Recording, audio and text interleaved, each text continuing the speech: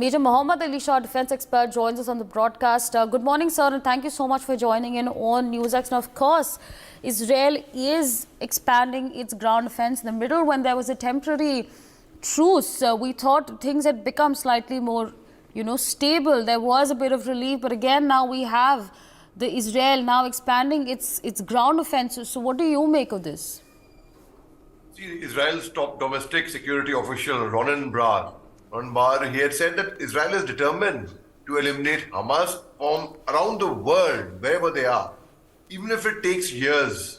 So the very fact is, Israel is after Hamas. Hamas has got over 40,000 foot soldiers and their leadership, their decision makers, their directors, their generals, they are all abroad sitting in other countries.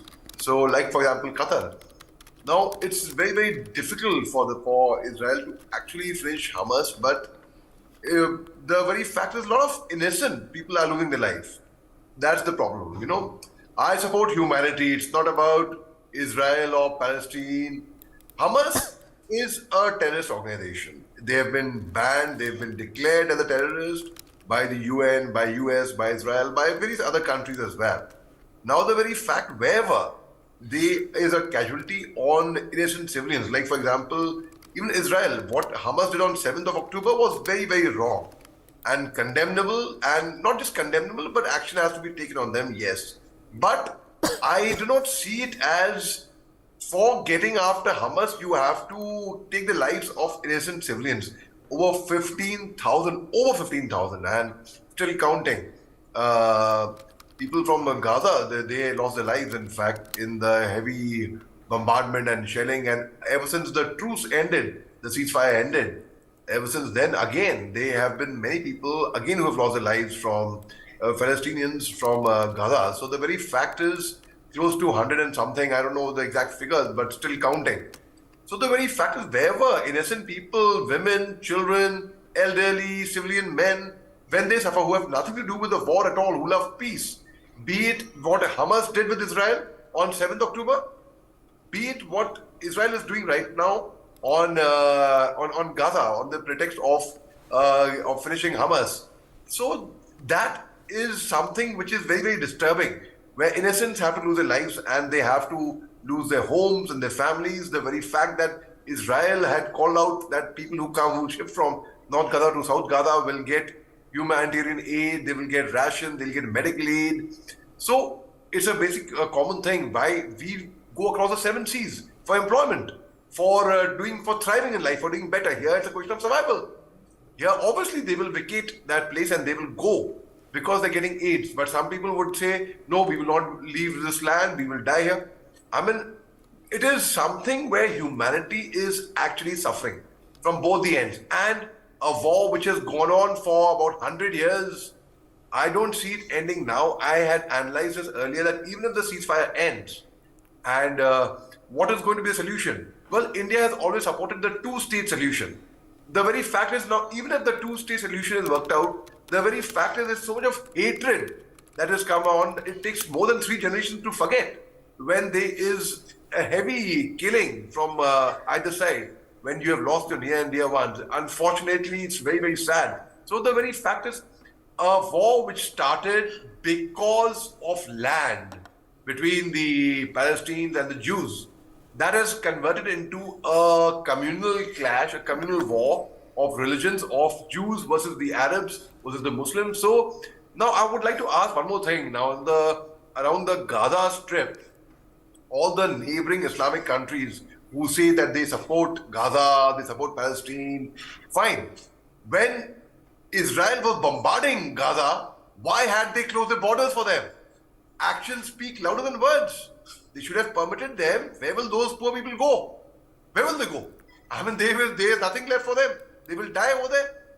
The other countries should have given them refuge, but they had closed their borders. The OIC, the Organization of Islamic Countries, are also unfortunately not on the same page. They were to have a meeting in 2 phases, but because of them not being on the same page, they had to wind it up in one single meeting itself, and they're not on the same page. So the very fact is, even Kamla Harris, for that matter, she's given a statement that while America supports Israel, and America has taken up a very good stand. The Vice President of America has. Right, sir, absolutely. We're actually coming to that, so I'm going to quickly tell our viewers about what you are, in fact, referring to.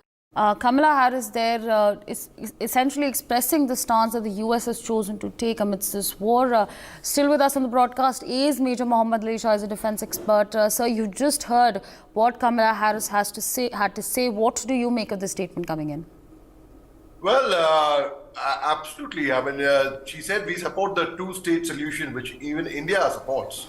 So that could be an actual solution. The very fact is, though they would be hatred, yes, hatred has spread in, but that is the way, because Israel has said that they are determined to finish Hamas, be it anywhere, be it in Gaza, be it in Israel, be it in Lebanon, be it in Turkey, be it in Qatar, everywhere. In fact, the Shin Bet chief, who I was referring to earlier, Bar, he's also the director of the Israeli security agency, which is known as Shin Bet, which I just mentioned, which is Israel's domestic security agency tasked with combating terrorism.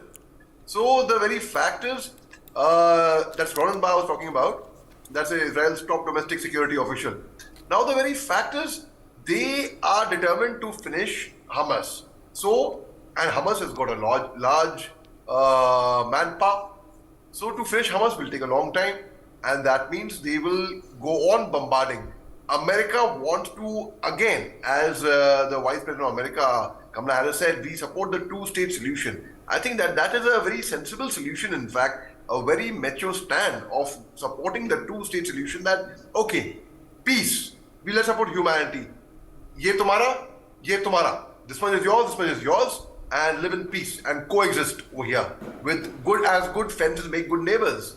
So the very fact is, again, what I make of the statement, I think US again here, the Vice President of America has been on back-to-back calls with Joe Biden, with Netanyahu, with the Egyptian president.